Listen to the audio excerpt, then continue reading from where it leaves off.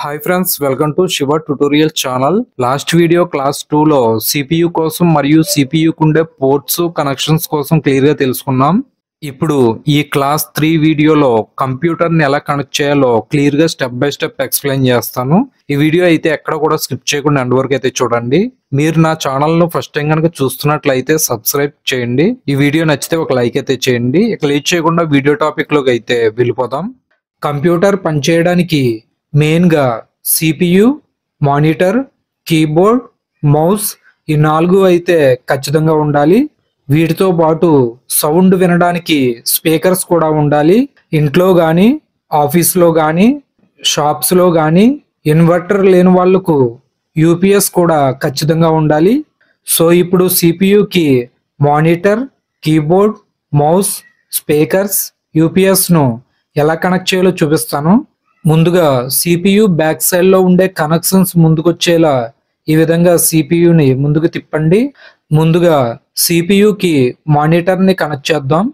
ఇక్కడ మీరు ఒక విషయం అయితే బాగా గుర్తుపెట్టుకోవాలి. CPU నుండి మానిటర్ కనెక్ట్ చేయడానికి మదర్ బోర్డ్ లో 2 పోర్ట్స్ అయితే ఉంటాయి. VGA పోర్ట్, ఇది ఓల్డ్ మానిటర్స్ ను కనెక్ట్ చేయడానికి యూజ్ అవుతుంది. మీది ఓల్డ్ మానిటర్ అయితే VGA కేబుల్ ను ఈ VGA పోర్ట్ కనెక్ట్ చేసి మానిటర్ కి ఉండే ఇన్పుట్ VGA పోర్ట్ కి ఈ కేబుల్ కనెక్ట్ చేసుకోవాలి.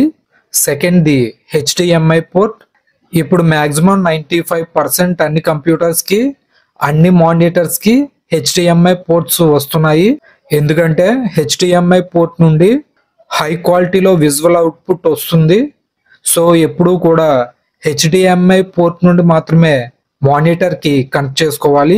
అంతేకాకుండా కొన్ని ఎడిటింగ్ మరియు గేమింగ్ కంప్యూటర్స్ లో కంప్యూటర్ స్పీడ్ గా వర్క్ చేయడానికి గ్రాఫిక్స్ కార్డ్ ని యూజ్ చేస్తారు.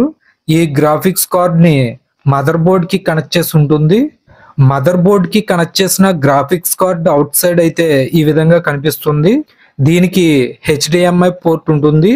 సో గ్రాఫిక్స్ కార్డ్ ఉన్న కంప్యూటర్ లో ఈ HDMI పోర్ట్ కి మానిటర్ ను కనెక్ట్ చేసుకోవాలి. ఇప్పుడు CPU కి మానిటర్ ను కనెక్ట్ చేద్దాం. ముందుగా HDMI కేబుల్ ని తీసుకోండి.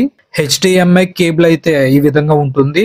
HDMI కేబుల్ రెండు పక్కల కూడా ఒకే విధంగా ఉంటుంది. ఇప్పుడు ఈ కేబుల్ ను గ్రాఫిక్స్ కార్డ్ కు ఉన్న HDMI అవుట్పుట్ కి కనెక్ట్ చేస్తున్నాను. ఇప్పుడు ఈ HDMI కేబుల్ ను మానిటర్ కు ఉండే HDMI ఇన్పుట్ పోర్ట్ కి కనెక్ట్ చేస్తున్నాను. ఈ విధంగా CPU కి మానిటర్ ను కనెక్ట్ చేసుకోవాలి. కీబోర్డ్. ఇప్పుడు CPU కి కీబోర్డ్ ని ఎలా కనెక్ట్ చేయాలో చూపిస్తాను. ఇది wired USB keyboard. USB keyboard కాబట్టి CPU కి బ్యాక్ సైడ్ లో బ్లాక్ కలర్ లో ఉన్న USB 2.0 పోర్ట్స్ కి ఈ కీబోర్డ్ ను కనెక్ట్ చేయండి. ఈ విధంగా CPU కి కీబోర్డ్ ను కనెక్ట్ చేసుకోవాలి. ఇప్పుడు మౌస్ ని ఎలా కనెక్ట్ చేయాలో చూపిస్తాను. ఇది వైర్డ్ USB మౌస్.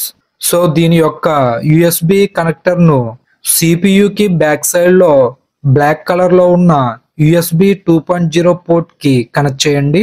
ఈ విధంగా CPU కి USB మౌస్ ను కనెక్ట్ చేయాలి. దీన్ని వైఫై USB అడాప్టర్ అంటారు.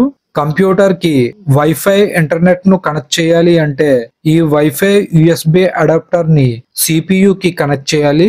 సో ఈ వైఫై అడాప్టర్ ను 2.0 USB పోర్ట్ కి కనెక్ట్ చేస్తున్నాను. ఇప్పుడు మీరు చూస్తున్నది టైప్ C డేటా కేబుల్. ఈ డేటా కేబుల్ యూజ్ చేసి టైప్ C పోర్ట్ ఉన్న ఆండ్రాయిడ్ ఫోన్స్ కి ఛార్జింగ్ చేసుకోవచ్చు.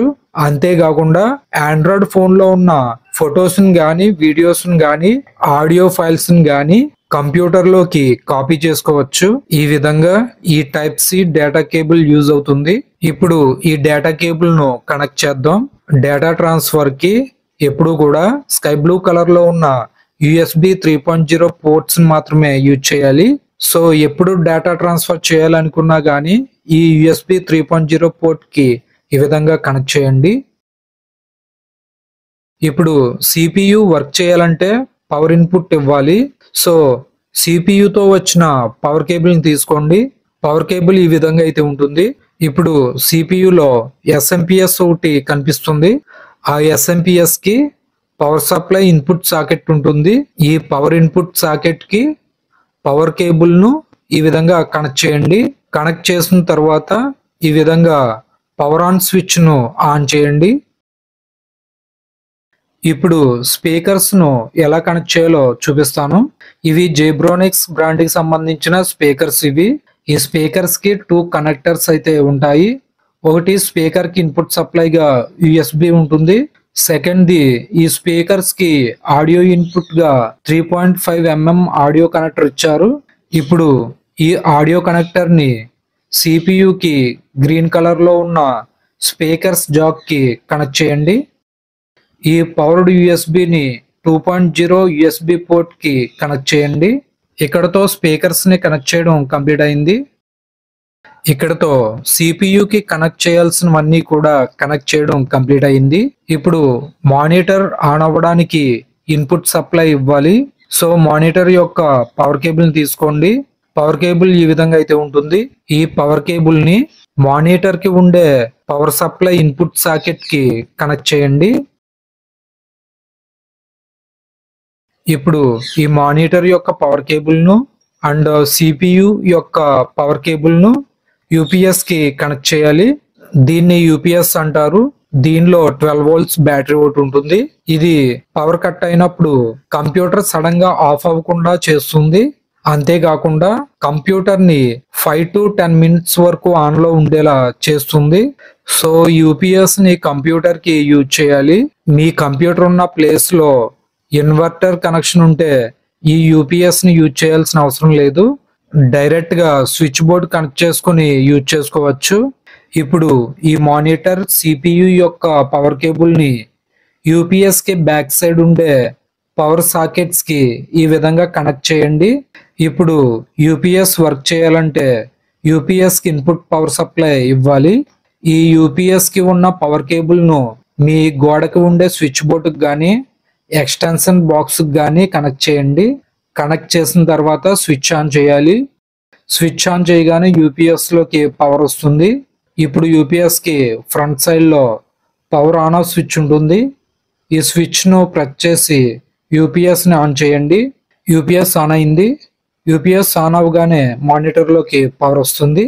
ఇప్పుడు CPU కు ఉండే పవర్ ఆన్ స్విచ్ ను ప్రెస్ చేయండి.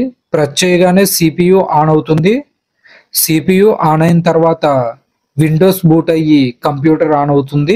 ఈ విధంగా కంప్యూటర్ ని కనెక్ట్ చేసుకోవాలి. ఇక్కడతో computer basics class 3 video complete అయింది. నెక్స్ట్ వీడియో క్లాస్ 4 లో కంప్యూటర్ ని ఎలా ఆన్ చేయాలి, ఎలా షట్ డౌన్ చేయాలనే వీడియోతో మళ్ళీ కలుసుకుందాం. ఈ వీడియో కనుక మీకు యూజ్ అయింది అనిపిస్తే లైక్ చేయండి, షేర్ చేయండి, కామెంట్ చేయండి. ఇలాంటి మరిన్ని వీడియోస్ కోసం మన ఛానల్ ను సబ్స్క్రైబ్ చేసుకోండి. Thanks for watching. Please subscribe my channel.